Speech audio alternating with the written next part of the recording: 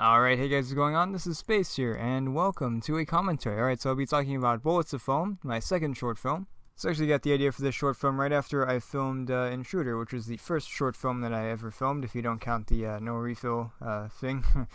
So it came to me while I was messing around with a Nerf gun at my cousin's house, and I was like, hey, why don't I make an action film? And I figured, hey, why not even do one better and make a Nerf action film? I know it's been done a lot. There's a lot of cool Nerf videos out there, like the Nerf John Wick, but I figured, hey, you know, I may as well try my hand at it. And it was the only type of weapons that I really have. I don't really have any prop guns or any like airsoft guns that I could use, so I was like, hey, you know what, I do have some Nerf guns still, so I was like, alright, I'll use those. Then I started thinking about the idea for the story, and I thought, hey, why not have this agent guy, you know, just living at home, you know, just maybe relaxing or something. Then all of a sudden, two hitmen pull up and they try to kill him. But they definitely chose the wrong target to take down because Shades was ready for them, and boy, he wasn't going down without a fight. After coming up with the basic idea, I thought, hey, why not call it Bullets of Foam instead of, you know, like Bullets of Steel or Bullets of Lead or whatever, you know, just kind of funny a little bit, even though there's not really much humor in the short film itself. I just figured, hey, the title's kind of funny, so.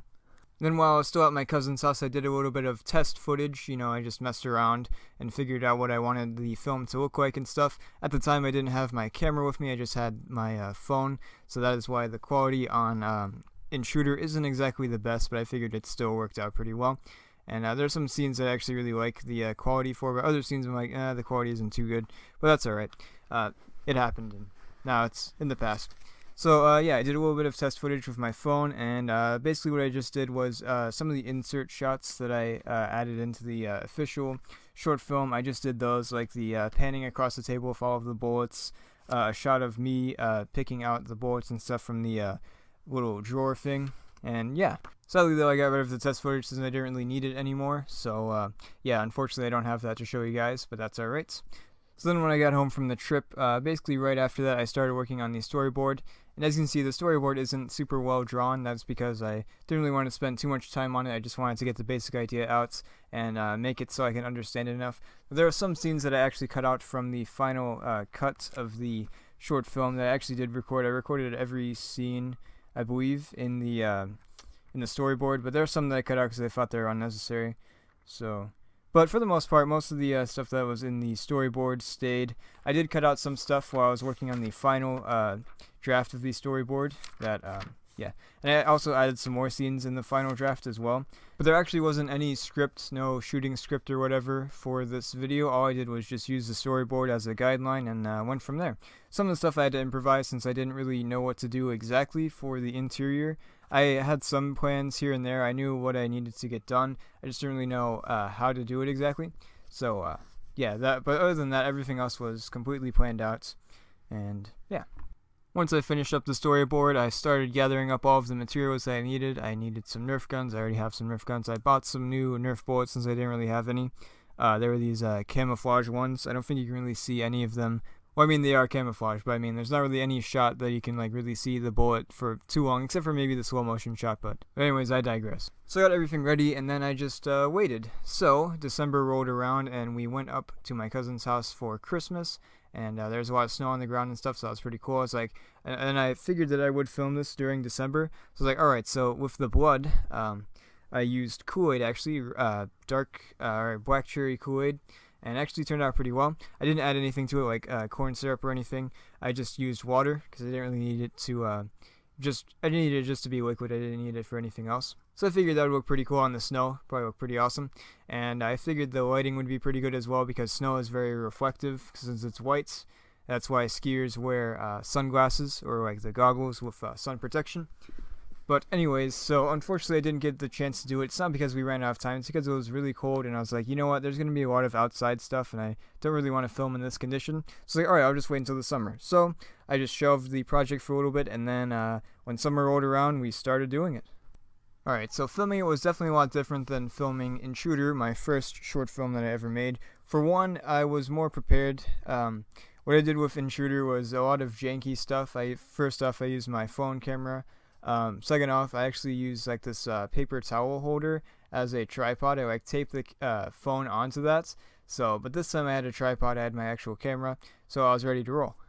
So filming it actually took 2 days, unlike Intruder, which took a couple of hours. Now, it wasn't like 2 full days of work, not like 12-hour shifts or whatever. It was just like a few hours split up into 2 days. So the first day we just spent recording the outside stuff. Now the first shot that we started off with was one of the first shots in the movie. It's not the first shot, it's not the establishing shot, but it is the first shot where we see characters, and that is the shot of the car driving up. We pretty much filmed in order for a little bit until we started getting into the second part of the outside stuff. So the first part of the outside stuff was just the hitman walking up to the door. The second part was the outside fights. And I must say the outside stuff definitely went a lot better than the inside stuff. I'll get to that in a second. So there's actually one shot that was cut out so that you can see in the storyboard. I didn't think that shot really needed to be there, but everything else was there. I really liked how the beginning part turned out. It's probably my favorite part of the short film, just how it all fit together. And yeah.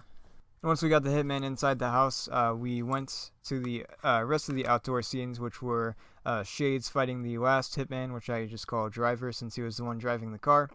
And he knocks the gun out of his hand, and yeah. What I did for that was we did it a little bit slowly, and then I sped it up in post, so it looks a little more realistic. And there were a few shots that I cut out as well. There was a shot of Shades walking over to the guy that fell down. I was also thinking about doing an improvised fist fight, but we didn't have too much time, so I figured, alright, let's just hurry it up and do this real quick. And then the last thing I think I filmed that day, for the outside stuff at least, was me squirting the Kool-Aid on the rocks. What I actually did for that was I got a bottle. I poured the Kool-Aid in there. Or actually, I made the Kool-Aid in there first. And then I just splashed it out on the rocks, and I think it turned out pretty cool. I did that a few different times. There's a couple of mistakes in the first couple of times, so I finally got it down to look like that. So yeah, that was pretty easy. A fairly easy day of shooting. And then after that, we did some of the inside stuff, basically the B-roll as well as some of the other inside stuff. Basically all the stuff that involves Shades on the inside right before the hitman enter in.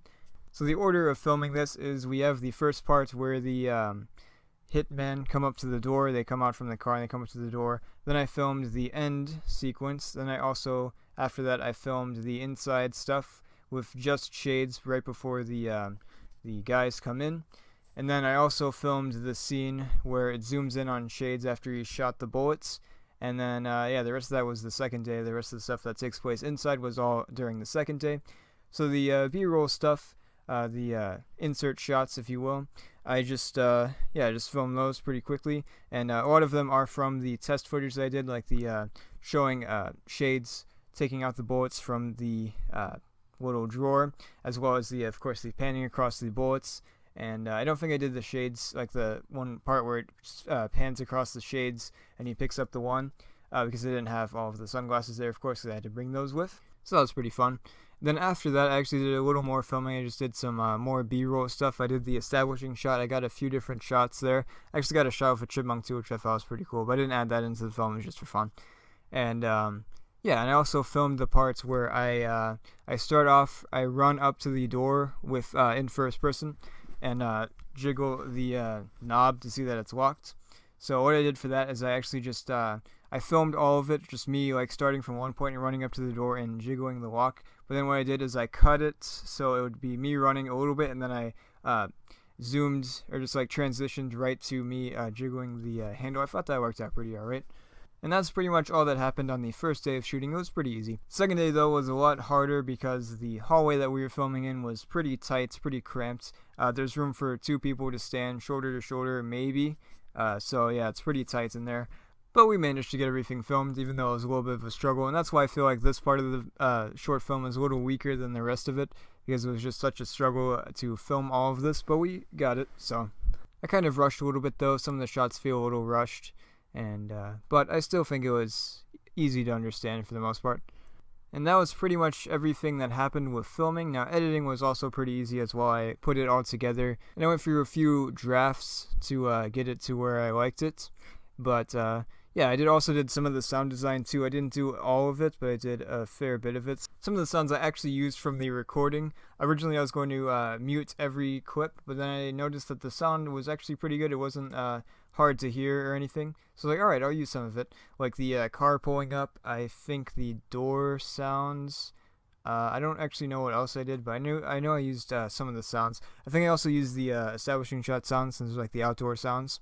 So, but yeah, and then I also I made some of the sounds, basically all of the gun sounds I made Actually, I think all of the gun sounds I made, not some of them, just all of them. What I did was I used actual Nerf guns. I used the guns that we used in the film, which was the red pistol, which I actually painted, which I was going to do something different with that. I was actually going to make the film in black and whites, but have the red unmuted for when you see shades, so you can see like his gun, but everything else is in black and white, but the gun is red. I was going to have one of the other characters wear a yellow shirt and have like a yellow gun, so then when you see him, the color would be all black and white except for the yellow, so you can see the yellow. And then I was going to have another character with a blue gun or whatever, and he would be blue. It would be like primary colors and stuff. I was going to actually rename the film to like something with primary colors or whatever, like I don't know exactly what I was thinking of that. I thought it would have been cool, but yeah, I just changed my mind since it would be a little more difficult to do, since I'd have to really focus on lighting to make sure all of that would work. But anyways, so what I did for the sound effects is that I used the actual guns for when you hear them on screen. So like the reloading of the big yellow one, that is the actual sound of its reloading, as well as shooting. The sound of the yellow revolver, that's all that, and of course the sound of the red pistol, that's all, that. So then I also did some Nerf gun sounds like the clicking of the triggers, as well as the shots, shooting the bullets, and hear them ricochet and stuff, and hear the spring shoots from the Nerf gun. So yeah, I feel like I think it turned out pretty good, but there were also some problems with it as well, because they sound pretty weak as well. If you listen to the shootout, the guns sound extremely weak because they are Nerf guns. So I guess it adds realism, but it doesn't feel, I don't know, it just doesn't feel as good. It doesn't make it the scene like quite as strong as I think it could have been, but that's alright. I feel like it still turned out pretty alright. I was thinking about adding some real gun sound effects, but I thought that would probably sound pretty weird, real gun sound effects coming out of a Nerf gun.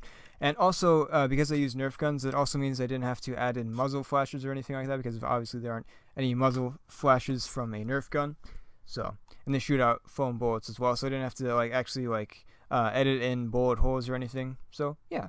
And as for the soundtrack, I was thinking of making it, but then I really wanted to get the film out as soon as I could, so I was like, alright, I'll just not. So I carefully chose all of the soundtracks and stuff, all of the music for the film, and I feel like it fit pretty well.